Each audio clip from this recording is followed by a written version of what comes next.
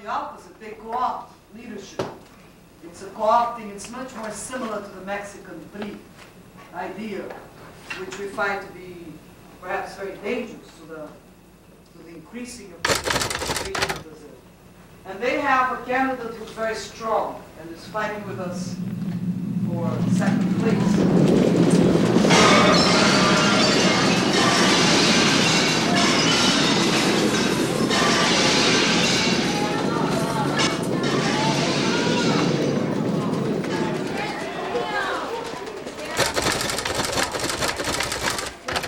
No one knew it was coming. No one had any warning.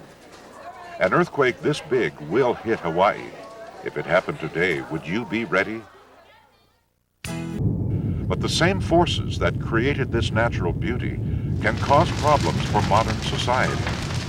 Even though this is a wonderful place to live, you need to understand how to protect yourself and your family from these natural hazards. This program will teach you about earthquakes and eruptions, what they are, and how to prepare for them, so that we can all protect our homes and our families.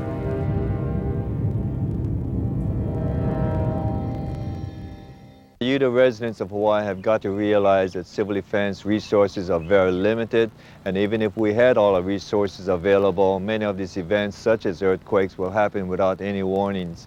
For the first 24, 36 hours, and sometimes even more, especially a major event like a hurricane where resources will be spread very thin.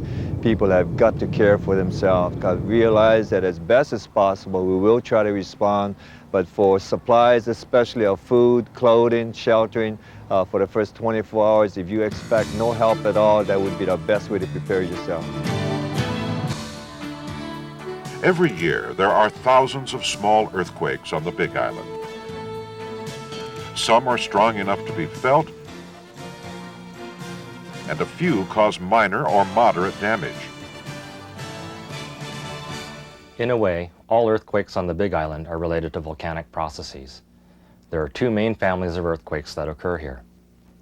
First, when magma moves within the volcano's underground, this process is often accompanied by many small volcanic earthquakes, or vibrations known as volcanic tremor.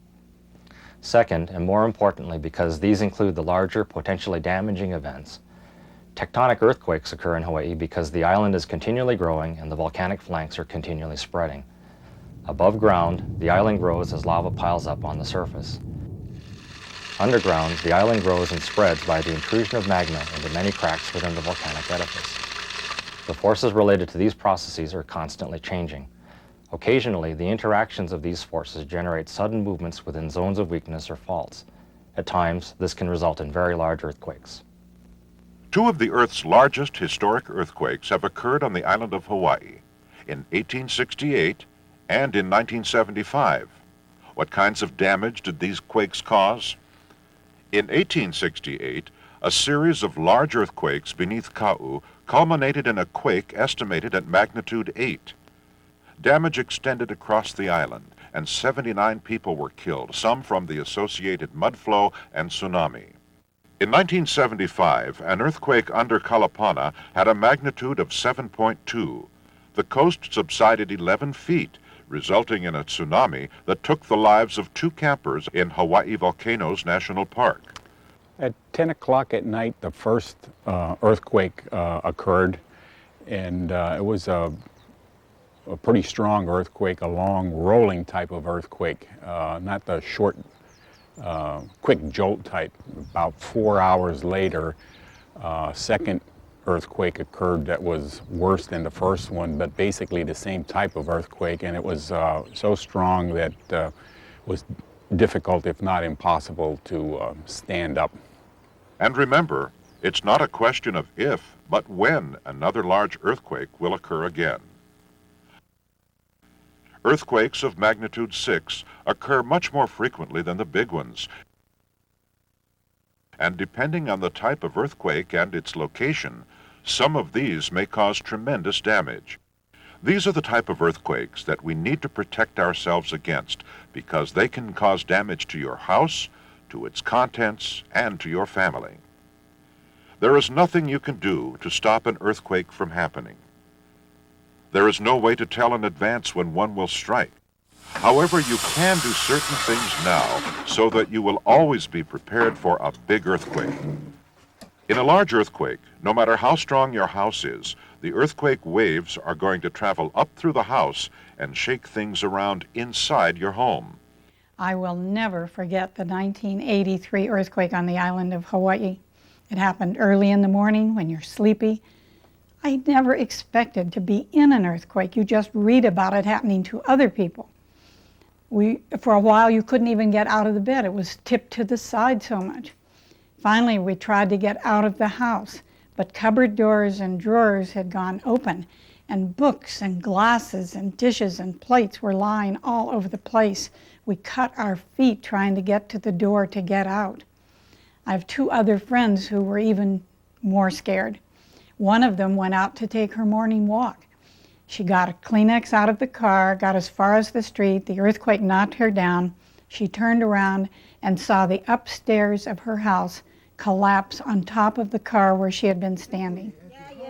By spending a little time this weekend preparing for an earthquake, you can prevent a lot of damage and injury later. There. Make sure nothing heavy could fall on your family or pets. That bowling ball gonna fall down and smash your cat. We don't have a cat.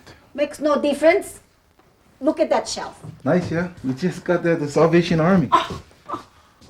Bolting your bookshelves to the wall is easy.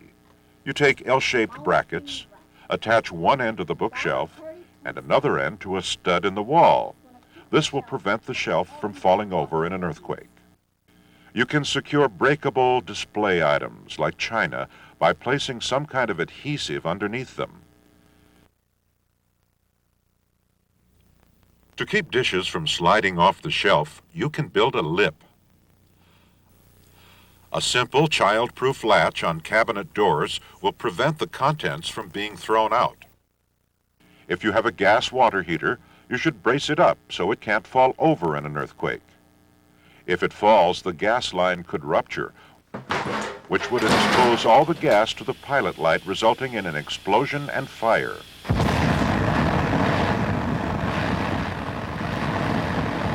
In an earthquake, ruptured gas lines are the biggest cause of fire.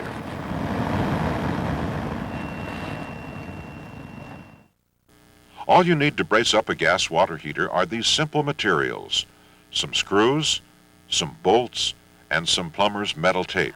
I don't want to do this. Just help me out here now. I don't like this. All right. That should do it. It's looking good.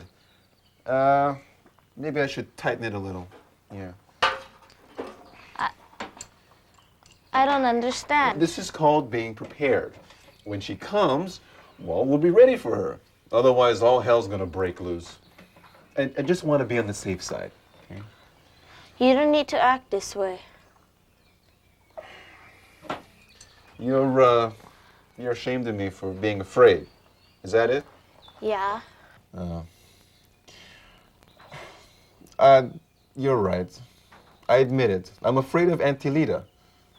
But there's something called being prudent and expedient.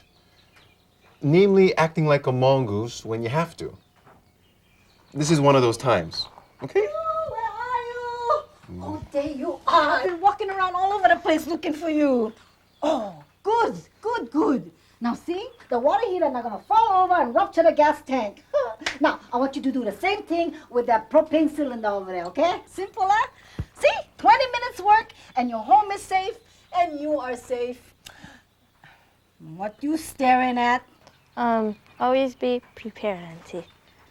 That's good. That's exactly what you're supposed to tell me. The main factor that determines how an earthquake will affect your house is how well the foundation is constructed. You could have a really well-constructed house, but if the foundation is weak, it could shift in a big earthquake, and then your house would suffer tremendous damage. Let's watch an illustration of this using a nice, strong doghouse. If the house is right on the ground, no shifting or shearing can occur because the house is strong.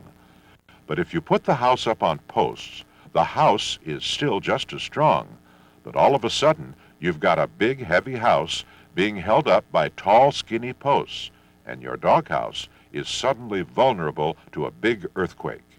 It can shear. Pretend this is a section of your foundation. Look at how easily it can shear back and forth when a force is applied.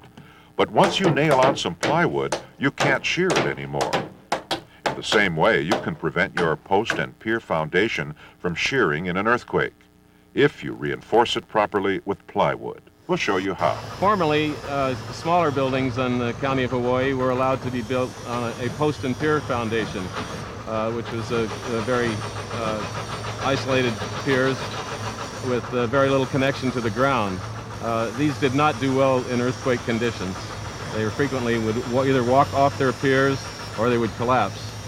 For those buildings that were on the post and piers, we have developed a retro system of plywood panels that will help to restrain these buildings during earthquake situations. And we think this simple means that involves isolated plywood panels, simple techniques, and concrete foundations, very small ones, will restrain your building and prevent it from serious damage during an earthquake. Keep in mind, we're talking about simple rectangular houses that are 1,200 square feet or less and built on flat ground. If your house is bigger than that, an unusual shape, or on a steep slope, you need to talk to a structural engineer. Even though your building may have survived an earthquake at an earlier date, it may be vulnerable to damage from a future earthquake simply because earthquakes can come from a different direction and they do come of greater intensity. No, that's wild.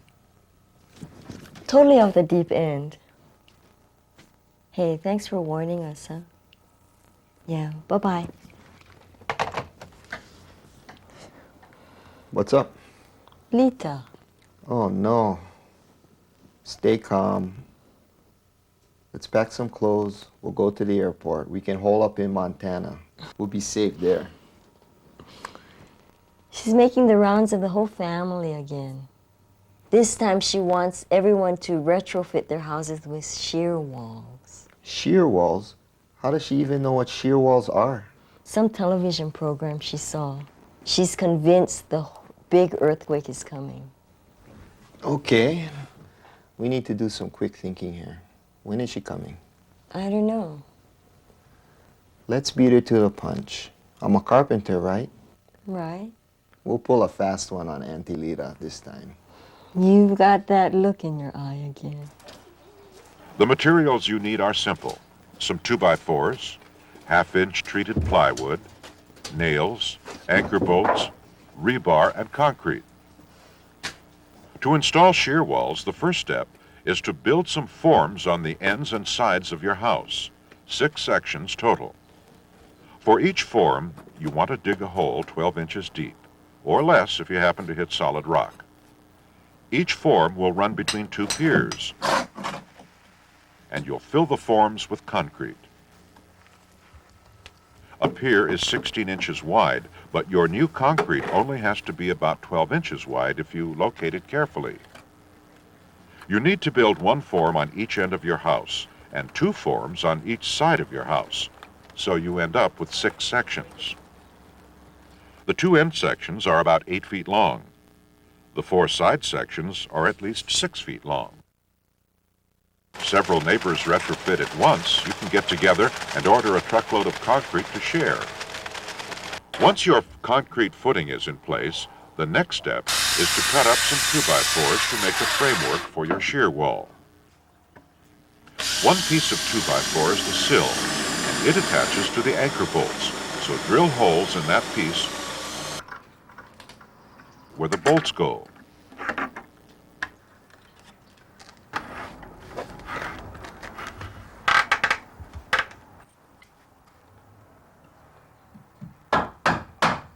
Once you have this new sill in place, you want to toe-nail the cripple studs into place with one end nailed up to the sill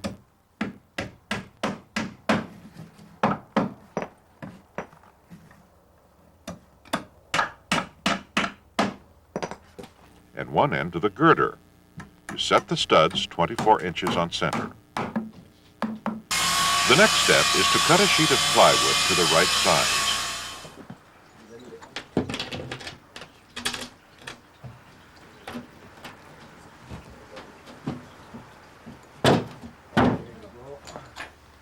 Then you nail your plywood on, and you've got yourself a shear wall. Do this for all 6 locations in your house. Then when the next earthquake comes along, your house will withstand it much better. The new concrete mini foundation will anchor your house to the ground, making it very difficult for the post to jump up off the piers because you're now bolted to the concrete. The plywood part of the shear wall will help to prevent sideways racking of the house. Now, before you start such a project on your own home, please write to us and we'll mail you a free set of plans that are easy to follow. The address is at the end of this program. It takes a little time and money, but the peace of mind you'll enjoy will be well worth it.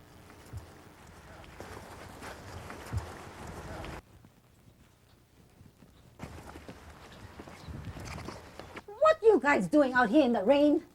Rain? This not rain. This volcano sunshine. Yeah, Auntie, good weather today. Good day for a suntan. Suntan? You crazy or what? I don't understand you young people nowadays. You know how hard I had to struggle when I was growing up? Oh, now you guys just laying around wasting your time. Now get out of those chairs because we got work to do. And we get to work. We need to build the shear walls so you can save your house in case of an earthquake. No need, Auntie. No need. No need? No need? What kind of talk is that? That's lazy kind talk. That's the kind of talk the Romans talked when the whole place came burning down. Look at the house. Shear walls. A large earthquake is going to damage more than just your home. What would you do if all the power poles fell down on the highway and you couldn't get to the store? If the water line or your catchment tank breaks, you won't have any drinking water. So you want to be prepared to be self-sufficient for a few days after a disaster. Okay, what we get over here? Drinking water, good. Yeah, you get flashlight and batteries, good. Toilet paper, portable radio, first aid kit, good. Can opener, check. Granola bars, rice, good. Spam and tuna, oh, that's my favorite. Okay, and the candles and the matches.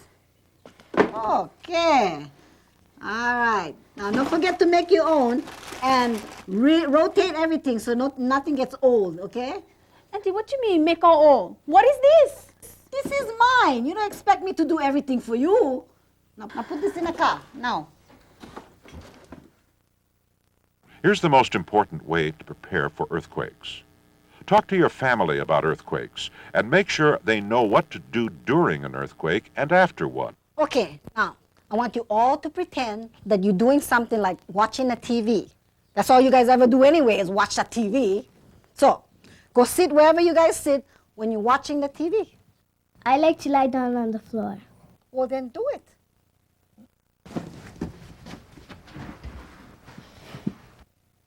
Where you going? Turning on the TV.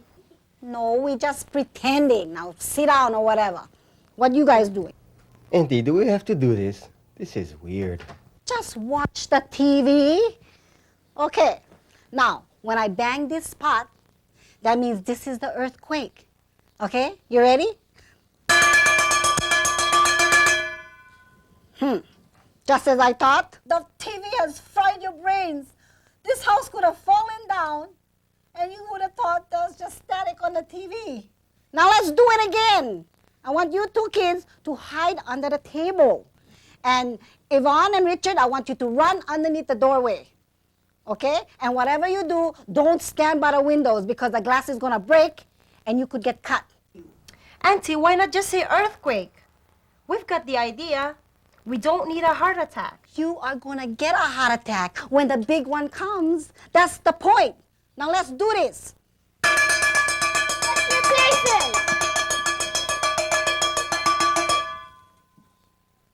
That's good. That's good. Okay, enough now. We've got work to do. Right. Enough, Auntie. That's what you're going to tell the earthquake. Enough already? No way. This is just the beginning. The real hard part comes